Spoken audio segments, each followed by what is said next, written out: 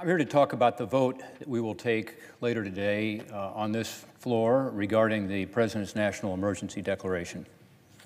From the outset of this process, I've had two objectives. One, to support the President on the crisis at the border. I believe his plan to address that crisis is a good one. We should support it. But second, to do it in the right way, without setting a dangerous new precedent counter to a fundamental constitutional principle, without tying up the needed funds for the border in the courts, and without taking funds away from important military construction projects for our troops. Unfortunately, despite a sincere effort by the administration, as recently as this morning, to try to work with me and other colleagues, including the presiding officer, we were not able to agree on a path forward that addresses those concerns that I just outlined. I'm going to lay out in a minute how I think we can better achieve the President's goals of strengthening our border security without invoking the national emergency and the funding he seeks through that national emergency. But first, let me repeat what I've said on this floor many times and said consistently. I do believe we have a crisis at the border, a humanitarian crisis, a trafficking crisis, a drug crisis. According to Customs and Border Protection, in February last month, 76,000 illegal immigrants arrived at our southern border. That's an average of about 2,000 every day. Since October of last year, we've apprehended more than 268,000 people at the border. That's about a 100% increase over the same period last year. And we've seen a 300% increase in families arriving at the border compared to this time last year. By the way, the vast majority of those are from 3 countries in Central America. This is a humanitarian crisis. The journey to the United States from these so-called Northern Triangle countries is incredibly dangerous, especially for women and for children. They face violence from gangs and traffickers and hunger and dehydration in the rough terrain. Many of them arrive at our border traumatized, hurt, sick, and often we don't have the resources to provide for those needs. There's also a growing human trafficking crisis. Our lack of border security allows these smugglers, human smugglers, to move across the border unchecked. And increasingly, they're taking advantage of these flows of individuals to traffic women and children. In particular, I will say the Border Patrol resources are spread thin, trying to monitor these areas that do not have barriers. Third, this is a drug crisis.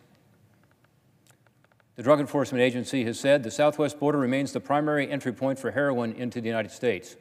That's not a debatable point. I'm told that with regard to Ohio, where we have been devastated by the opioid epidemic, over 90% of the heroin is coming across the southern border. And fentanyl, the deadliest drug of all, which comes primarily from China and primarily through the U.S. mail system, 50 times more powerful than heroin, is increasingly coming across the southern border too. Yesterday, I learned from Customs and Border Protection that fentanyl seizures along the border between the ports of entry has increased by 400% between 2016 and 2018. And as we're finally beginning to make progress on the opioid crisis in my home state of Ohio and around the country, finally reducing the number of heroin overdoses and deaths and other opioid, fentanyl, and prescription drug overdose and deaths, for the first time in really 8 years, we're seeing a reduction in those deaths. Crystal meth and the devastation it causes is coming back with a vengeance. It's more pure than ever, more powerful than ever, and it's coming from Mexico. Some of you may remember in your own communities the issue of crystal meth labs being in people's houses and the environmental damage it caused and the crystal meth being cooked. That's not happening much anymore. Why? Because this crystal meth, pure crystal meth from Mexico, is so much more powerful and less expensive. It's cheap. Law enforcement tells me that on the streets of Columbus, Ohio, pure crystal meth is now plentiful and less expensive than marijuana. Far more dangerous. Where's it coming from? It's coming from Mexico. So even with limited resources, in fiscal 2018, Customs and Border Protection seized almost 500,000 pounds of marijuana, 11,000 pounds of methamphetamine between ports of entry. And at the ports of entry, they seized over 1,700 pounds of fentanyl. By the way, that's enough to kill about 3 billion people. 1,700 pounds of fentanyl, 3 flecks of which can kill you, 56,000 pounds of crystal meth, and nearly 52,000 pounds of cocaine. And frankly, that's the tip of the iceberg. Most of it's getting through. They're only checking a small percentage of shipments, meaning the vast majority of drugs is coming across our borders undetected. We need to do more. There's no question we need stronger border security. And again, I support the plan the President has outlined, including the $5.7 billion the President has requested for walls and other barriers. That $5.7 billion number, by the way, it wasn't just picked out of thin air.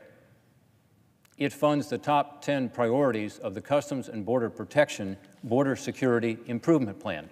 The experts have given us a plan, and the President's 5.7 simply funds what the experts have said. This plan, by the way, the Border Security Expert Plan, has been embraced by this Congress in the last 2 appropriations bills. They pointed to that plan and said, this is the path forward. So this is the experts. It's not controversial. By the way, the experts have recommended not that we build a wall from sea to shining sea. It's been mischaracterized at that. But 234 miles of barriers, walls, and other fencing at places where people cross the border most frequently, primarily in the state of Texas, primarily in the urban areas. Places where it'll make the most difference. Funding for these types of barriers has been included in the budget requests from previous administrations, of course. Previous administrations have built hundreds of miles of fencing, over 500 miles. It's also been included in appropriations bills passed by Congress during the last 2 appropriation cycles by both Republicans and Democrats. So why is it that this administration can't build the barriers that other administrations have and that Congress in the past has supported? Of course, it's not just about more physical barriers, and the President's plan also recognizes that.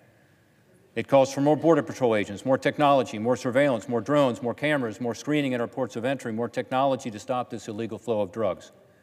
That's also a significant part of the plan. But erecting more barriers and fencing in key areas along the border will help stem the tide. It will ease the burden on our border security personnel and allow them to focus their resources more effectively. It's time to listen to the experts and give them what they need to carry out their important mission. But we have to do that in the right way. As we all learned in high school, our government has a system of checks and balances. It gives some powers to the President, it gives some powers to Congress. Our Constitution explicitly gives the United States Congress what's called the power of the purse. Congress, not the President, has the sole authority to determine how to spend taxpayer money. And that's appropriate.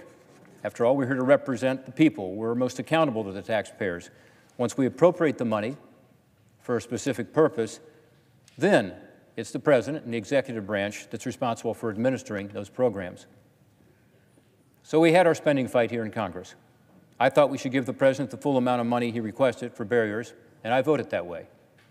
At the end of the day, Congress decided to give him only some, not all of the funds he requested. But under current law and current congressional approval and authorities, without declaring a national emergency, President Trump can actually access additional funds that gets him to the $5.7 billion he requested. As the Wall Street Journal said in a recent editorial opposing the national emergency, quote, "The President doesn't need to invoke a national emergency to build his wall along the southern border," end quote. Declaring a national emergency to access different funds sets a dangerous new precedent. The use of national emergency powers to circumvent Congress's explicit decision on funding is unprecedented. No president's ever used what's called the National Emergencies Act in this way. As a result, it opens the door for future presidents to implement just about any policy they want and to take funding from other areas Congress has already decided on without Congress's approval. Once a president declares an emergency, he or she has access to a lot of power. Some would say nearly unlimited power. A future president could seize industries or could control means of communication. Think of the internet. A future president may well say that climate change is a national emergency and use emergency authorities to implement the Green New Deal. By the way, according to a new study by Douglas Holtz-Eakin at the American Action Forum, the proposed policies in the Green New Deal will cost between $51 trillion and $93 trillion over the next 10 years when added up together. Obviously, that's not sustainable. It's an astounding price tag. In fact, as Senator Alexander said on the floor earlier today, future presidents could actually use this authority, the emergency authority, to tear down the very wall we are now constructing. And some Democrats running for president have said that's what they intend to do. That's what they want to do. So the president is using the National Emergencies Act to take funds away from a particular area of their spending. It's called military construction funds. Only twice before have presidents declared a national emergency in order to transfer military construction funds away from their congressionally designated projects into other priorities. In both of these situations, we were at war, and the Secretary of Defense transferred the funds to support the war effort, and Congress did not object. Although there's a crisis at our southern border, we are not in wartime, and there are funds available to address border security. The president wants to do more to address the crisis at the border, and I do too. And he can do more. The president has available to him enough funds right now to begin building all the barriers he has requested without resorting to national emergency funds. I support him using those funds to get to the full $5.7 billion he requested for barriers on the southern border. Here's how he could access it without using a national emergency. First would be the $1.375 billion that was appropriated by this Congress for the barriers. And by the way, that's the most that's ever been appropriated in a fiscal year ever for the purpose of barriers. Second, he can access, as he intends to do, the $601 million from the Treasury Forfeiture Fund. He can do that without a national emergency. Third, he could access funding through the DoD counter-drug account. Now, he has said he'd like to access about $2.5 billion from that account, but he could actually access, under our laws that we have passed here, we've given him authority to access up to $4 billion. Now, this adds up, as you can see, to over $5.7 billion, almost $6 billion at the president's disposal without moving to the national security, to the national emergency that he has invoked. So my hope is that the president will take this approach. I think using those funds is a better way to accomplish our border security goals. Precisely because the president does not need to declare a national emergency, by the way, these funds are far more certain. The $3.6 billion the president takes from the military construction projects is uncertain because these funds are likely to be tied up in constitutional litigation, tied up for months, probably years. And by the way, the president has rightly acknowledged that. Under the National Emergencies Act, Congress has given the president flexibility to address significant threats to our nation's well-being, and we want him to have that flexibility. It was critical to President Bush to act quickly and decisively in the days after the 9/11 attacks. But short of that type of situation, it's imperative for the president to honor Congress's constitutional role, to make policy and appropriate money. A national emergency declaration is a tool to be used cautiously and sparingly. That's why I've co-sponsored legislation authored by Senator Mike Lee to amend the National Emergencies Act to ensure Congress does have more control over these decisions in the future. So in my view, the best resolution here is for the president to use that nearly $6 billion of funding he has at his disposal to implement his plan and then ask Congress for additional funding during the next appropriation cycle, which, by the way, begins on October 1st of this year. This approach, again, has three distinct advantages. One, it would not set the dangerous precedent we've discussed today. Second, the funds could actually get to the border because they won't be tied up in litigation. And third, it would fully protect important military construction projects in Ohio and around the country, including, by the way, funding for the National Air and Space Intelligence Center, NASIC, at Wright-Patterson Air Force Base, an automated multi-purpose machine gun range at Camp James A. Garfield, a fire station replacement at Mansfield-Lahm Airport, a small arms range at Rickenbacker International Airport, a small gate relocation project at Youngstown Air Reserve Station. All of those are things that are in the current fiscal year military construction appropriation bill that benefit Ohio. I'm a strong supporter and an advocate for Ohio's military facilities and our research institutions, and will continue to work to ensure that our key military construction projects at these strategic facilities can continue to move forward. I've worked on both ends of Pennsylvania Avenue.